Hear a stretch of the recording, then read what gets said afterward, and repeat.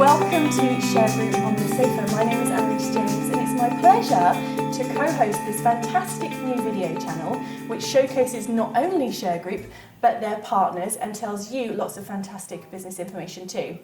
Obviously this would not be possible without the Queen of Enforcement and Security, CEO of Shergroup, Claire Sandbrook. Hello. Hi. Hi. Claire, tell everybody what they can expect from this channel. Well, what we're trying to do is really put Shergroup into a more relaxed setting, and we do some quite severe roles, as you know, and so we wanted to make it more relaxed and that word authentic. And so I thought, well, we'll just get people around the table and we'll talk about how authentic we really are, so you'll hear it directly from us. So that's what it's all about. Sounds great to me. We are joined by a fantastic little lineup today, aren't we? Yes. The Men in Black, Yes. as we call them today. Yes. We are joined by Morgan Sheldon here, who is a former police officer, an entrepreneur, and currently the Training and Compliance Manager for Shergroup. Welcome, Morgan. Thanks for having me. And also, you may recognise our gentleman on the end, Delroy Anglin, who is also a former police officer and now a TV enforcement superstar. You may have seen him on Can't Pay, Take It Away. Amazing. He also works with Shergroup as part of his company, Definitive Collections. Amazing. So an amazing lineup today. Loving it. So we're going to get into it. We'll talk a little bit about... Yeah, what the boys do. Yeah. And their roles within enforcement, I think, is really important. Yes. That we get to hear from them directly. Exactly. That's right. So both of you, interestingly, have come from the police force into enforcement. So how do you think that's played a role in maybe the standards of enforcement? Did you think it was important that you were police officers beforehand? It's not necessarily a requisite that you come from whether it's the army or the police service to become a high court enforcement agent. What is a factor is that the people you deal with is what our business is, and it's a people environment. So you have to be able to communicate with various people of various lifestyles and so forth in order to do the job. And the communication is got to be paramount. And having come from a field like the police or the army or anything like that, it does tend to give you that sort of ability to communicate when you need to. Well, I suppose in really difficult situations as well. So very similar, I suppose. It is. You've got to have a little bit of backbone in terms of knocking doors. Some people need to go over the fear of that. Anticipated confrontation. Some people need to go over the fear of that. All cases are different, requires many types of skills and different skill sets. You don't have to be big, broad and bad to do the job. You can be an 8 stone. We've got 8 stone, women, size 8, size 10, and they collect just as well as the guys. Okay. So, Morgan, what's been your experience having come from the forces into enforcement? Well, after leaving the police force, I set up several other businesses and managed teams of people. And then I reached a certain point where I'd got to a certain level and thought, what can I do for me? Where is my skill set? What can I do? Where can I make a difference? And all my searches online led me back to enforcement. It was enforcement agent. So I got myself certificated, and then it was a real voyage of discovery into the industry to find somewhere where I fit and somewhere where my morals and my background were aligned. And obviously met Claire, and I think it's a perfect match, and it's enabled me to slot into the industry and in our own way make a difference, make a positive change is what otherwise a negative, it's got negativity written all over it, unfortunately, because of the old days of the big bad bailiff. Of course, we're not bailiffs anymore, we're enforcement agents, and we're fulfilling an awful purpose. So I think if we can bring those policing standards in and raise the perception of enforcement agents to be agents of the court and do things right and get on top of training, then why shouldn't we? Yeah. Claire, so obviously there's a lot of synergy between these two career paths. Having worked with both these individuals, what do you think it's done for the standards and raising the bar in terms of enforcement? Obviously Morgan's touched a little bit on it there, but what do you think? Well, in enforcement, a lot of the time, policy officials, ministers, and even judges can look at enforcement as a very difficult subject. And of course it is, because it's very controversial what we do, and it's not terribly popular with one side of the equation, which are the people that are being enforced against. So I think what I like about drawing enforcement agents from the policing background is that they're bringing with them a sense of standards, because obviously policing standards are a high standard. And I think for government, you know, when they look at enforcement and they're desperate to get this right, they're desperate to get this equation right between the creditor and the debtor, or the claimant and the defendant, which is as it should be, then the police as an agency give us a standard to emulate. Now we're not the police, and we're not trying to be the police, but if you're looking for a standard to say, well, how do I benchmark how enforcement should work, then the police give us a good model.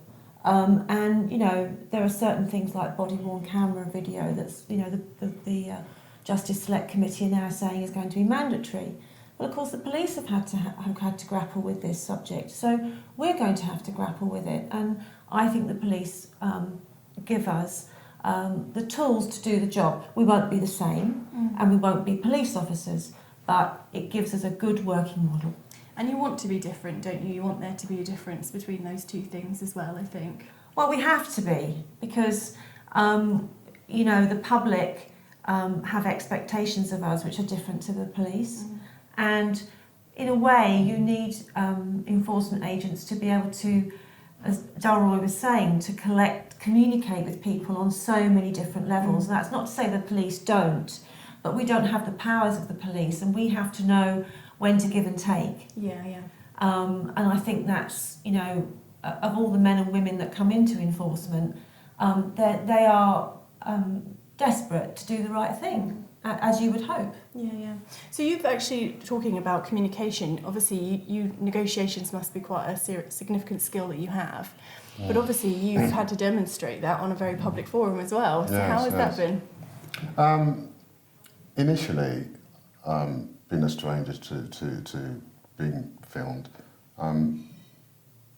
it was a slight bit of a concern, but because of the nature of the job that we do, you soon forget they're there, and you begin to focus actually on why you're there. And once you're over that, which is, I don't know, 10 seconds maybe, you start to sort of find out what caused the debt. In my eyes, you need to, in order to open that door of communication, they're already in fight or flight mode when you turned up. They're frightened. And you want to be able to sort of settle that down as early as you can. And I find the best way of doing that is have them talk about it, because they've not had an opportunity to air their grievances. So I say, well, air it with me then. Yeah. I'm listening. And it may not change the outcome. Yeah. You may still have to pay. I may still have to enforce.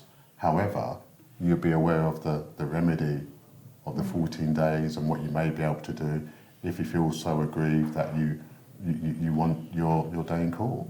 Well, also people just really feel the need to be heard, don't they? Particularly in high stress environments as well. Just having the ability to actually say that, and it maybe is a differential as well between yourselves and the police. Maybe you've got slightly more time because you're trying to navigate and negotiate that situation, so you've got a little bit more time on your hands to make the person still feel like a person, which is something we touched on in Colleagues Getting Coffee, actually. Yes, isn't it? it is. Yeah, but I mean, you can see from the TV show how, you know, the agents really connected with the public, and I mean, it's won so much support, and it shone a light really on the job, the real job. And people like Dalroy have done a huge public service, because they've shown people how to get their money or to get back their property. But they've also shown people who are in that flight mode, you know, and who are really frightened, what the process is, and perhaps stopped lots of people getting into that situation, because now everybody, it's in the national consciousness really about what it means to have an enforcement agent on the doorstep. Yeah. Which, you know, that was in our dreams when we sort of, you know, decided to get into High Court enforcement, that there would be a vehicle that would do that, and I think the TV shows have. Amazing. So what you're talking about a little bit there is about how it's actually becoming more of an aspirational career choice. So you actually, as a training and compliance officer, Morgan, you are in charge of kind of bringing up some of the standards there. How important is training then, and raising awareness of it being an aspirational career choice for people? Yeah, I think there's a couple of points there. Training is mandatory. I mean, at the moment, everyone is trained to level 2, taking control of goods. I think that we should go beyond that, and there are now level 3 courses, which I think should be rolled out across the board. Because if you're confident in your knowledge, then you're more confident in your dealings, not just to collect the money, but in aspects of vulnerability and everything else that comes your way. Because Del will agree, it's a uniquely challenging job because you never know who you're going to meet on what day and what you're going to be faced with. So you could teach a lot in a classroom, but the rest you have to learn out on the road. And you need a strong support network. You need a strong authorised officer. You need training and compliance managers and other managers that are there to assist you on the day when you don't know what to do, because you never know what to do on every occasion that you go out. Yes, you may know the procedure of taking control of goods or collecting what's owed, but sometimes you face other things, other challenges. Equally, you can make a really positive difference when you're going out on these jobs. I'll give you a very quick example. I went out to enforce a writ of control, gained peaceful entry into the property, single mum, 2 children, one was an infant, absolutely bitterly cold. Okay, right, it's very cold, could hardly hold my pen. So I'm facilitating a payment arrangement with the consideration of the creditor, so while that's happening, right, what are we going to do about your heating? Well, I phoned the gas board several times and they're not sending anyone out. Okay, phone them while I'm here. So she borrowed my phone because she didn't have any credit, and she phoned them and she authorised me to speak to them. So I explained who I was. They accepted that as a kind of authority, which it is, and I explained the vulnerability that was there, and they had somebody out within an hour and they fixed the meter. Brilliant. So That is amazing. Brilliant. Yeah. And that's part of the thing I think we're talking about here, is that it's about that person-to-person aspect. But there is a lot of challenge still in the industry. So what are some of the challenges that you've seen in enforcement over your years within the industry? Well, enforcement only works if you have the right people doing the job. And I think that one of the challenges is picking and supporting the right type of enforcement agents. And that's been a challenge all through my 40 years of finding the right people who have the right touch, with the public. Yeah. I mean, and these people don't grow on trees. I mean, that's why it's so nice to have Delroy and Morgan here today, because they're good examples, great examples of people that, are doing this very difficult job and not intimidated by it, which I've seen plenty of people walk off the job because they couldn't handle it. And I'm sure you two have as well. And then, what we also want now, because of the changes in regulations from 2014, is we want people who do see it as a career. And Morgan definitely, joined me because he wanted to find his way through the education process, which he found difficult, frankly, which, bearing in mind his background and his training as a police officer, was quite astounding to me. And so I've done what I can and thrown my weight behind supporting him, in the hopes that I can support more and more people to aspire to be authorised officers. I have this very lofty title. What does it mean? Well, it means I'm responsible for everything that's done in my name. Now that's a big responsibility. But there are more Morgans out there. And if you don't want to be a Morgan, if you don't want to be an authorised officer, then you want to be the best enforcement agent you can be. And we want to find those men and women. And to do that, we want to give them a career path, an education pathway, qualifications, so that they can do this job and hold their head high when they are talking to a police officer, that, yes, officer, I've got all my background, I've got all my history, education, qualifications, and I may not be a police officer, but I can stand shoulder to shoulder with you and do this job. Yeah, absolutely. And I want to spend, the last 10 years of my working life, assuming I have 10 years,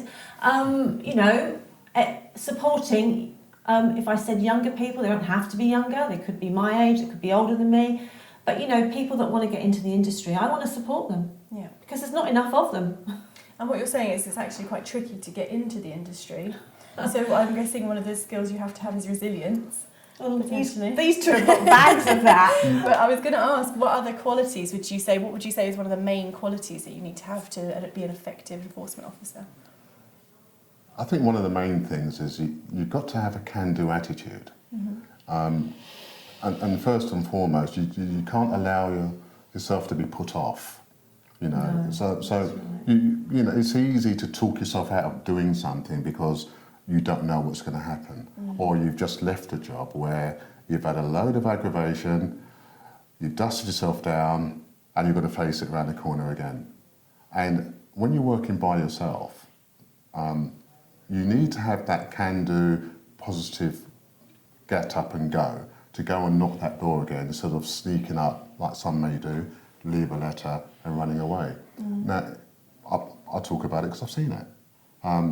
But not like Claire says, it takes many sort of skills to be able to do that and to overcome when you've been knocked down a little bit for whatever reason, whether it be an aggressive debtor or something like that, to pick yourself up, you're by yourself and you've got to work a little bit smarter and try not to put yourself in too much danger. And one of the things I'd like to see happen is that more of us, particularly in this day and age, need to work in pairs, particularly when it comes to corroborating each other when things happen. Sometimes a camera's just not enough, it doesn't catch everything. But if there's two of you, you can draw strength from that when one's a little bit weak and having a hard time, the other one might be a little bit more skilled, and your skill sets might be slightly different, but complement each other when you're at an address. Well, also, sometimes people just have an off day. So, you know, you've got that backup, haven't you? Just Well, that that's other true, pair of hands. and that leads to the other thing. You can't afford off days. Yes, we have them, but you can't afford them because we live in a digital age where you have to take the view that everything's been recorded, everything's been heard, and off days aren't acceptable a year down the road if you've got to go into the court and say, I'm sorry, Your Lordship, I had an off day. Yeah. He's not going to be too impressed. So that leads to professional standards, and you just need to be professional at all times. And there isn't another way I can put that. And if you've got that can-do attitude and that positive mental attitude to go and do it, the rest will come. And Morgan, what do you think is one of the best qualities for enforcement? I would say compassion. Yes, we've got a lawful process to go through, which involves collecting money. Collecting that money is results driven, so we're there on behalf of our client with a lawful purpose to collect what's owed. But that doesn't mean to say that you can't do it with compassion. And we're interacting with other humans, so there's always a backstory. As Delroy touched on earlier, they like to have their moment to voice what's going on. But I think that's what, when I was on the road, that's what would carry me through the day was the results. So I was successfully collecting what's owed, but obviously doing it in a way where I wasn't leaving a trail of destruction behind me and doing those little bits of good for people when and where I could. And that really smashes down those barriers and those what people think of this role and this sector, I think, but your TV show as well, but definitely breaks down those barriers and makes it that human to human. Well, you're never going to get away from the fact it's a controversial job, so you cannot change that.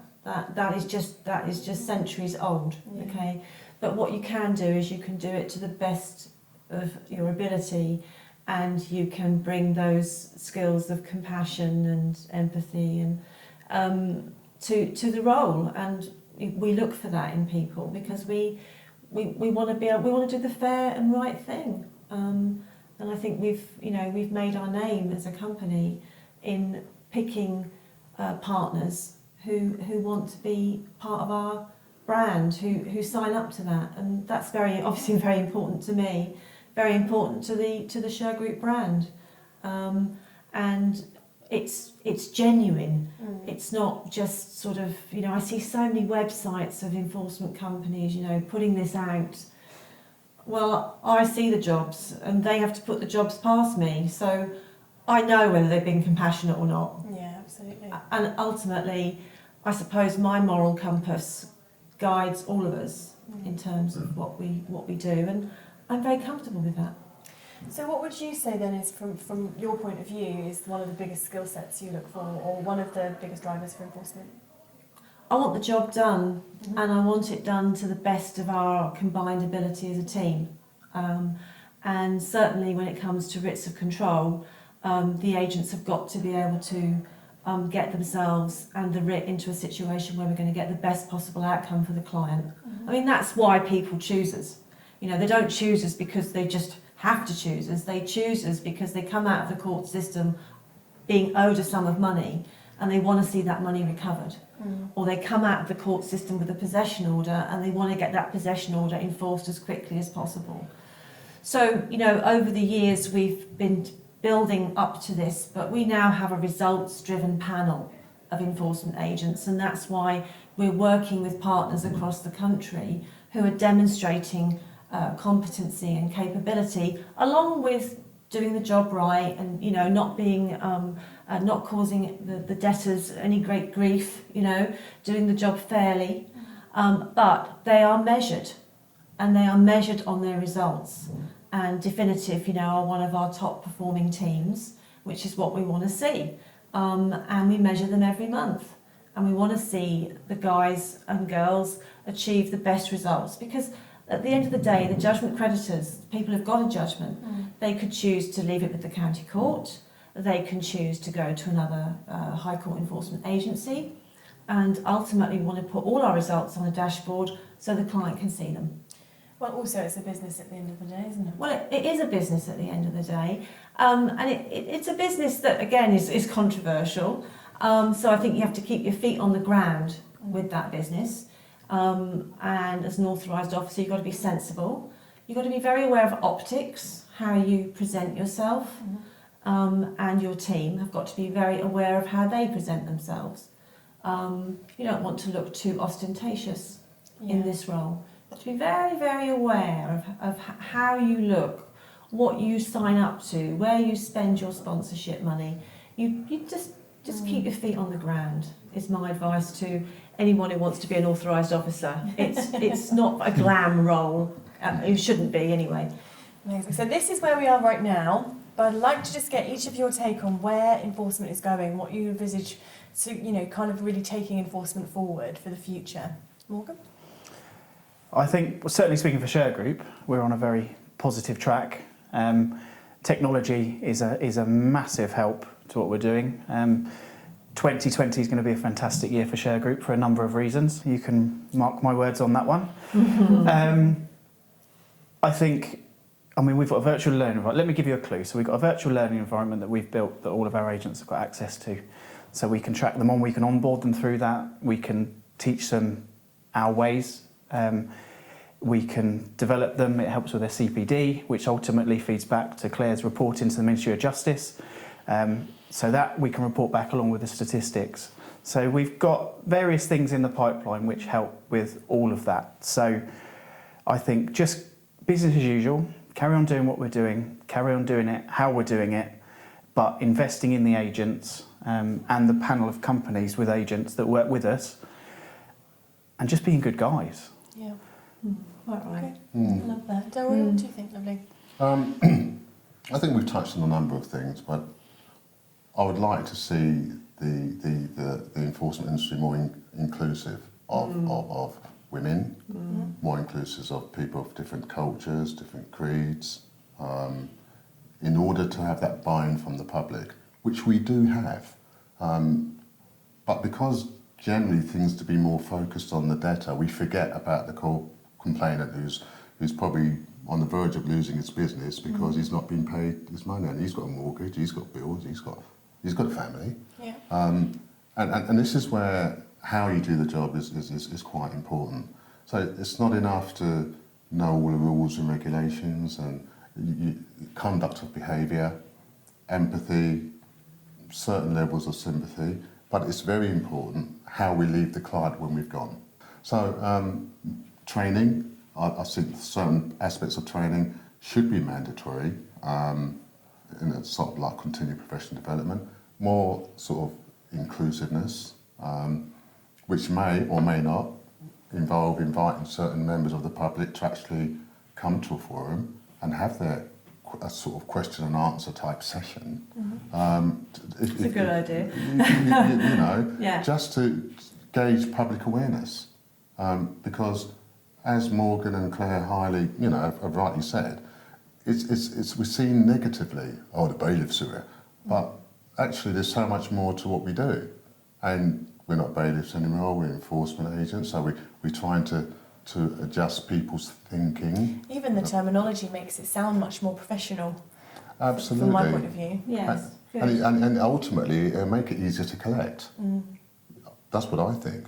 The old ways of doing things are the old ways, and you rely on that fear and intimidating the bailiffs and climbing through windows and that type of thing. But we've moved on from that, or we're trying to move on from that. The laws have been sort of changed and updated, and but we can do more. And then in doing more, we can test what's out there, and see how effective it is. And if it works, it works, and if it doesn't, someone will change that. I love also what you said about inclusion, and I think it's really important in the sector you're talking about, because there's all sorts of people in the world, and people want to be represented and have other people who are similar to them talk to them, you know. And I think particularly if you're talking about your single mother, for example, how lovely would it be to have a female enforcement officer in there having that conversation and showing that compassion and that kindness. But women are underrepresented in this sector, aren't they, Claire? Well, there are many reasons for, you know, driving diversity in enforcement. I don't think it's unreasonable to say that it's still a white person's middle age, 40 plus type environment. And obviously we're looking for people to break the mould on that. I think women are underrepresented. I think people of different racial backgrounds are underrepresented. People of different religious cultures are underrepresented, which is something that we have to be very aware of on the days that we work, and the reasons, you know, the things that we do in dealing with, you know, we're a multiracial society, and debt is debt. Yeah, it has no favour, you know, it strikes where it strikes.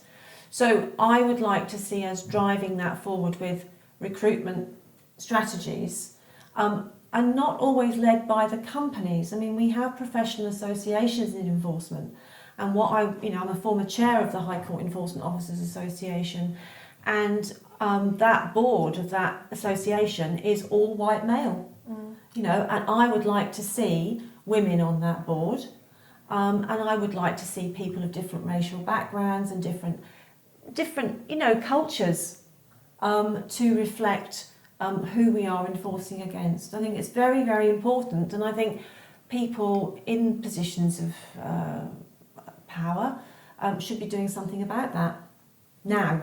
Yeah, absolutely. You know, not next year or the year after. I mean, I haven't been chair of the association for 10 years, and in that time, it has not changed. Now, 10 years is a decade, you know, and I would like, you know, I'd like to see enforcement agents represented on the board. I'd like to see a broad church of enforcement capability. Even if you're not working in High Court can still set the standard and should be setting the standard.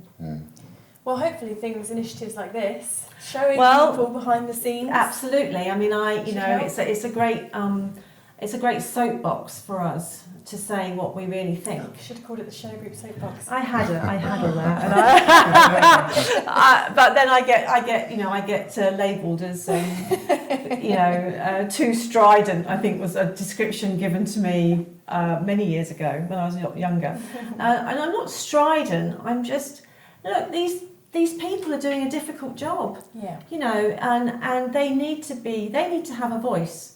And I want to give them a voice. I want to use my voice to help them. Why not? You know. Amazing.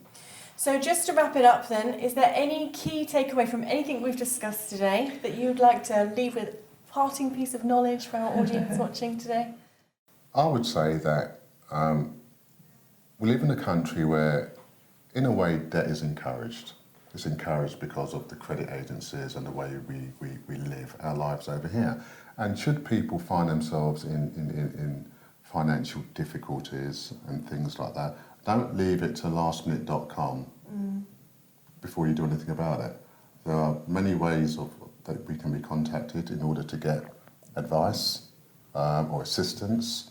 And the one thing I would say is, when that brown envelope comes to the door, or if it's white envelope, open them. Open them and take action and speak to somebody. I think that's great advice important. for anyone, actually, Yeah. isn't it? Yeah, Actually, yeah. Everybody should do that. they should. Yeah. I'm like, hide it under the mat. I've had them piles back in the day, you know. Yeah. And Morgan, a key takeaway for you? For me, I'm very much about training and development.